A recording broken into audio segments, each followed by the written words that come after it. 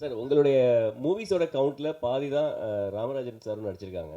ஆனால் உங்கள் ரெண்டு பேத்துக்குமே கிட்டத்தட்ட சேம் ப்ரொஃபைல், எல்லாமே ஹிட்டு அந்த மாதிரியான, because of Ilaiyaraaja and so many things. இப்போ ரெண்டு பேருமே வந்து ரொம்ப ஒரு ஆஃப்டர் லாங் ஒரு இயர்ஸ் நீங்கள் ரெண்டு பேருமே இப்போ ஒரே காலகட்டத்தில் ஒரு படம் பண்ண போகிறீங்க, படம் ரிலீஸ் ஆக போகுது. ஸோ இதை பற்றி நீங்கள் என்ன நினைக்கிறீங்க? ஒன்றும் இல்லை, நல்ல விஷயம் தானே சார். மறுபடியும் 2 பேரும் ஹிட் ஆக போகிறோம், அவ்வளோதானே. நல்ல விஷயம் தானே. படம் நல்லா இருந்தால் உங்களோட ஆசீர்வாதம் வரும், அது போதும்.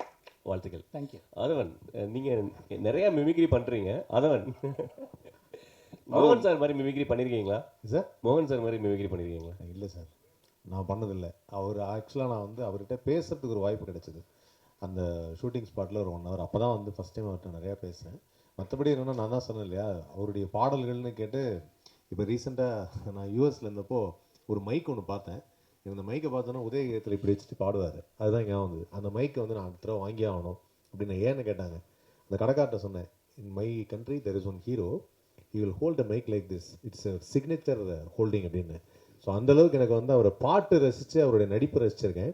பட் அவருடைய குரல் இது வரைக்கும் நான் ட்ரை பண்ணதில்லை. மேபி இன்னும் கொஞ்ச நாள் கழிச்சு அவரோட பேசணுன்னு அந்த குரல் ட்ரை பண்ணி நான் பேசிடுவேன். வாழ்த்துக்கள். பயணங்கள் முடிவதில்லை படம் வந்து சமயத்தில் சொல்லுங்க ஐயா, சொல்லுங்க ஐயா. பயணங்கள் முடிவதில்லை படம் வந்த சமயத்தில் ஒரு பிரபல பத்திரிகையில் எழுதியிருந்தாங்க, பாடல் வரிகளுக்கு வாயசைப்பதில் சிவாஜி சாருக்கு அப்புறம் மோகன் தாங்க. ஆக்டிங், எக்ஸ்பிரஷன், டைலாக்ல எல்லாம் சிவாஜி சாருக்கு அப்புறம் ஒரு லிஸ்ட்டு கொடுப்பாங்க, கமல் சார் ஒரு லிஸ்ட்டு கொடுப்பாங்க. ஆனால் ஒரு பிரபல பத்திரிகை என்னன்னா, பாட்டுக்கு வாயசைக்கிறது இல்லை, நெக்ஸ்ட் சிவாஜிக்கு அடுத்ததுன்னா மோகன் தான் சொல்லியிருந்தாங்க. நீங்கள் வந்து ஒரு வேற்று மொழியிலேருந்து வந்தவர், என்ன சிரத்தை எடுத்துக்கிட்டு அதை பண்ணீங்க, எப்படி அதை அச்சீவ் பண்ணீங்க? ஒன்றும் இல்லை சார், ரொம்ப பாலு சார் குரல் கேட்டாலே தானாகவே வாய் அசைக்கும் சார். ஆனால் அவர் அவ்வளோ ஃபீலிங்காக தான் பாடியிருக்கார் எல்லா பாடல்களும். அது கொஞ்சம் கேட்டு அப்படி பண்ணேன், அவ்வளோதான். இல்லை ஒன்றும் ஜஸ்ட் லைக் பிகாஸ் அவர், நீங்கள் பாலு சார் அந்த பாட்டு அதில் கேட்டிங்கன்னு வச்சுங்க, இந்த மணி ஓசை கேட்டு எழுந்துங்கிறதாகட்டும், வைகிரியில் வைகை கரையில் ஆகட்டும், இளைய நிலா ஆகட்டும், அந்த பாட்டு கேட்கும்போதே யூ ஃபீல் லைக் நீங்களே ஆடணும், பாடணும், சோகத்திலையும் எல்லாமே அது தானாக வரும். இன்ஃபேக்ட் என்னோட பெஸ்ட் அவார்டே பாலு சார் சொல்லியிருக்கிறதா எனக்கு. ஆமாம் ஆமாம் சார், அதுதான் சார், அதுதான். Thank you sir. அது எஸ்பிபி சார் அவரோட அவார்டு தான் எனக்கு மிகப்பெரிய அவார்டு. அவர் சொல்லியிருக்கிறத நான் பாடுறேன்னா மோகன் பாடினான்னு கேட்குறாரு. You're so good in that good லக்குன்னு சொன்னார் பயணங்கள் முடியுது இல்லை டைமில். அதுக்கு அடுத்தது அவர் சொல்லியிருக்கிறது, அவர் நிறைய சிவாஜி சார் எம்ஜிஆர்லேருந்து இது வரைக்கும் எல்லா ஹீரோகளுக்கும் பாடியிருக்கிறாரு. அவர் கணக்குப்படி அவர் வீட்டில் சொல்லியிருக்கிறது, வெளியில் முதல்லலாம் சொல்லியிருக்கிறது, அவருக்கு பாட்டுக்கு கரெக்டாக நடிச்சிருக்கிறாருங்கிறது என்னை வந்து முதல்ல பேர் சொல்லியிருக்கிறார். அதுதான் greatest blessing and award. Thank you sir. மோகன் சார் அவர் கேட்டது தான், அதோட ஃபாலோ அப் தான் சார். மோகன் சார் சொல்லுங்கள். அதாவது குங்குமச்சிமிழ், ஏன்னா நானே ஒரு ஞாபகம் இருக்கிறேன், ஆனால் வந்து உங்கள் படங்கள் இன்னமும் எனக்குள்ளார ஓடிட்டு இருக்கு. இந்த குட்ஸ் வண்டியிலே ஒரு கால், அது ஒரு ரெட்டைவால் குருவி நீங்கள் சொன்னீங்க. அப்போ அவ்வளோ அளவுக்கு அவர் சொன்ன மாதிரியே தான் அந்த பாட்டுக்கு அந்த முக அசைப்பெல்லாம். ஆனால் அன்னைக்கு வந்து அவ்வளோ சம்பளம்லாம் கிடையாது. இன்னைக்கு 150 கோடிங்கிறாங்க, 200 கோடிங்கிறாங்க. இன்னைக்கு ஹரா மூலம் திருப்பி வரீங்க. ஒருவேளை அன்னைக்கு விட்டதை பிடிக்கிறதுக்காக தான் இன்னைக்கு இந்த பிளானா? இதில் அந்த அளவுக்கு விஷயம் இருக்குதா? ஏன்னா இன்னைக்கு வந்து விஷயம் இருக்குதோ இல்லையா, ஹீரோவுக்கு பயங்கர சம்பளம் இருக்குது. இல்லைங்க, விட்டுது பிடிக்கிறதுங்களெல்லாம் எனக்கு நம்பிக்கை இல்லைங்க. அவன் தலையில் அவனுக்கு நம்புறவன் நான். எனக்கு என்ன இருக்கோ அது கிடைக்கும், என்ன இருக்கோ அதை சாப்பாடு. இப்போ இங்கே நாங்களெல்லாம் சாப்பிட போகிறோம், நீங்களும் சாப்பிட போகிறீங்க. இருக்கிறதெல்லாம் சாப்பிட்றோமா, எங்களுக்கு எவ்வளோ முடியுமோ அவ்வளோதானே சாப்பிட்றோம். அவ்வளோதான் என் லைஃபை. தேங்க்யூ. இங்கே பாலு பார்த்துருக்காங்க, நாங்களும் அப்படி தான் பார்த்துட்ருக்கோம். ஸோ இந்த படத்துலேயே அதை தாண்டி வேறு ஏதாவது கொடுக்கறதுக்கு ட்ரை பண்ணுங்க. ஏன்னா லவ்வாக பார்த்துருக்கோம், நாங்கள் டீசர் பார்க்கும்போது வேறு மாதிரி இருக்குது. இல்லைங்க, ஓகே, லவ்வாக பார்த்துருக்கீங்க. அது எத்தனையோ படங்களில் லவ் சீட்டிங்கு, லவ் இது அப்பாவை எல்லாமே பார்த்துருக்கீங்க.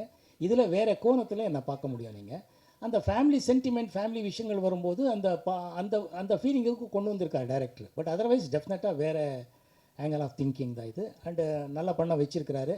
எனக்கு பிடிச்சிருக்கு, சக நடிகர்களுக்கு பிடிச்சிருக்குன்றாங்க. ஹோப் உங்களுக்கும் பிடிக்கும்னு நான் நம்புகிறேன். சில்வர் ஜூப்ளி நாயகன் இவ்வளோ நாள் வந்து ஹீரோவாக தான் களம் காண்டுட்டு இருக்காரு, இப்பவும் ஹீரோவாக தான் இருக்காரு. ஆனால் விஜயோடைய படத்தில் வந்து ஹீரோவாக களம் இறங்கியிருக்காரா? இது உங்களுக்கு தெரியாதது கிடையாது. என்னோட முதல் படமே கோகிலாங்கிற படம், கமல்ஹாசன் சார் தான் ஹீரோ, நான் அதில் ஒரு ரோலு. முதல் தமிழ் படம்னு சொல்லிட்டு இருக்கிற இப்போ மூடு பண்ணியில் பிரதாபோதன் சார் தான் ஹீரோ, நான் ஒரு கேரக்டர். நமக்கு அப்படியெல்லாம் இல்லை. கேரக்டர்கள் வந்தால் நடிக்கிறதுக்குங்கிறது எப்பவுமே தயாராக இருக்கும். நான் ஒரு நடிகன் பேசிக்கலி, எனக்கு பிடிக்கணும் அவ்வளோதான். ஸோ அதனால வரதுல 10 வந்தால் அதில் 1 2 வி வில் செலக்ட், அந்த மாதிரி தான் விஷயங்கள் தவிர வேற ஒன்று. சார் விஜயோடைய படத்துலயே வந்து இப்போ வந்து 3 பேருமே லவர் பாயா நடிச்சிருக்கீங்க.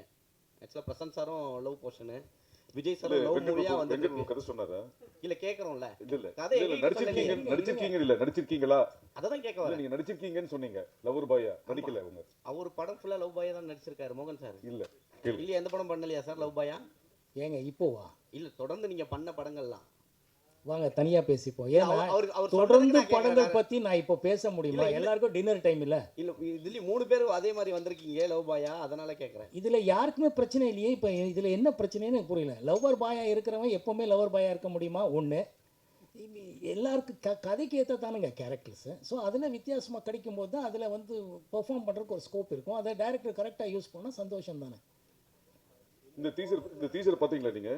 இல்ல நீ ஒரு நிமிஷம் இந்த டீசர் பாத்தீங்களா? அதுல நீங்க வந்து லவ்வா பண்ணிருந்தீங்க, இதுல என்ன பண்ணீங்கன்னு கேட்டிருந்தாங்க. அதனால டைரக்டர் வந்து மோகன்னா மோகன்னு மாத்திருக்காரு. அதனால இதுல அது இல்ல, நீங்க எதிர்பார்த்தது இல்ல. டீசர் இன்னொரு வாட்டி நான் போட சொல்றேன், நீங்க ஒரு வாட்டி பாத்துருங்க. நீங்க இது கேட்டீங்க இந்த படத்துல, இல்ல இது கேட்டீங்க அதுக்கு முன்னாடி கொஸ்டின்ல. ஆமா இதுல வந்து அதனால தான் இதுல வந்து லவ்வரா பண்ணல, மோகன் இல்ல மோகன். தேங்க்யூ. எல்லாரும் வெயிட்டிங் டின்னருக்கு சார். அதான் சொல்றேன் நான். மோகன் சார், உங்களுக்கு ஒரே ஒரு லாஸ்ட் கொஸ்டின், எனக்கு தெரிஞ்ச லாஸ்ட் கொஸ்டினாக இருக்கும். இப்போ என்ன சில்வர் ஜூப்லாம் நிறைய பார்த்துட்டீங்க. இப்போ வர படத்தில் வந்து 3 நாளில் சக்ஸஸ் மீட்டு, 5 நாளில் வந்து சூப்பர் ஹிட் எல்லாம் சொல்கிறாங்க. இப்போ நீங்கள் வந்து சூப்பர் ஹிட்லலாம் நீங்கள் பார்த்து கடந்து வந்த ஆள் நீங்கள், சரிங்களா? நீங்கள் இதை எப்படி பார்க்குறீங்க? இல்லை, ஒரே ஒரு விஷயம் என்னென்னா, உங்களுக்கு இப்போது இருக்கிற நம்ம நண்பர்கள்கிட்ட சொல்ல விரும்புகிறேன். அப்போவே என்னோட படங்கள் 100 நாளோ சில்வர் ஜூப்ளி ஆனாலும் எந்த படத்துக்கும் நம்ம வந்து ஃபங்க்ஷன் கொண்டாடுனதே இல்லை. அப்போவே இப்போ ஃபங்க்ஷன் பண்ணணுன்னா நம்ம தயாரிப்பாளர்கிட்ட நம்ம ரிக்வெஸ்ட் பண்ணிட்டு இருந்தது, சார் அடுத்த கதைக்கு உட்காருவோம் சார், என்ன சார் நீங்கள் ஏதாவது நீங்கள் கிஃப்டாக கொடுக்குறதா இருந்தால் டெக்னீஷியன்ஸ் பணமாக கொடுத்துடுங்க. நீங்கள் நம்ம அடுத்த மக்களுக்கு தெரியும் ஓடி இருக்கிறது, நம்ம வந்து அடுத்த படம் ஃபோக்கஸ் பண்ணுவோம், அதில் நல்ல கதை இருந்தாங்கிறதுக்கு தான் நான் அப்போலேருந்து என்கரேஜ் பண்ணிகிட்டு இருந்தது. இப்போது அப்படி தான் பண்ண போகிறோம். ஸோ எதுவுமே நம்ம வந்து அதை ஃபாலோ பண்ணோம் இதை ஃபாலோ பண்ணோங்கிறதே இல்லை சார். மோகன் சார். சரிங்க சார். சொல்லுங்கள் ஐயா. Sathish side sir. இப்போ வந்து சார் ஒரு நடிகர்னா ரசிகர்கள் சில விஷயங்கள் எதிர்பார்த்து வருவாங்க. இது வரைக்கும் ஒரு ரொமான்ஸ் மட்டும் எதிர்பார்த்துட்டு இருந்தாங்க. இப்போ டோட்டலாக ஃபுல் அண்ட் ஃபுல் ஆக்ஷன் இருக்குது. ஏதாச்சும் ஃப்ளாஷ்பேக் போர்ஷன்ஸ் வந்து ரொமான்ஸ் மாதிரி ஏதாச்சும் இருக்கா? இல்லைங்க, தப்பாக நினைங்க. என்னோட ரசிகர்கள் எப்போவுமே நல்லதாக எதிர்பார்க்குறாங்க தவிர இதுதான் எதிர்பார்த்ததே இல்லைங்க ரசிகர். அதனால தான் நான் சொல்கிறேன், விதிங்கிற படம் ரசிகர்கள் என்கிட்டேருந்து ரொம்ப பர்டிகுலராக எதிர்பார்த்துருந்தா அந்த படமே ஓடி இருக்காது. எப்படி இவன் வந்து ஒரு பொண்ணை சீட் பண்ணலான்னு தான் கேட்டிருப்பாங்க. அப்படி பண்ணலை அவங்க. அதனால் ரசிகர்கள் என்னோட ரசிகர்கள் மேலே எனக்கு அபாரமான நம்பிக்கை இருக்கிறது. அதுதான் அவங்களுக்கு படம் நல்லா இருக்கணும், நான் நல்லா நடிச்சிருக்கணும், அவ்வளோதான். நம்ம பையன், நம்ம வீட்டுக்காரர், நம்ம அண்ணன், நம்ம தம்பி, நம்ம பையன், நம்ம அப்பா, இப்படி தான் யோசிக்கிறாங்க. அதனால் அவங்கள டிசப்பாயிண்ட் பண்ண மாட்டோங்கிறது உண்மையான விஷயம் இந்த படத்துலையும். Thank you sir. தேங்க்யூ. ஆமாம், எந்த படத்தில் வந்தாலும் எங்களுக்கு விதி படம் மாதிரி இருக்குது இல்லை, அதை தான் பேசுவோம் இல்லையா ரசிகர்கள். இந்த படத்தில் ஏதாவது சட்டம் கோர்ட்டு அந்த மாதிரி விஷயங்கள் இருக்கா? ஏன்னா சார் வேற கையில் துப்பாக்கியோடய தெரியுறாரு மோகன் சார் வேற, அதனால கேட்குறேன். ட்ரெய்லரில் புத்தகத்தோடு அழிகிறோம். Don't worry. வாழ்த்துக்கள் சார். நன்றி, அனைவருக்கும் நன்றி, வணக்கம்.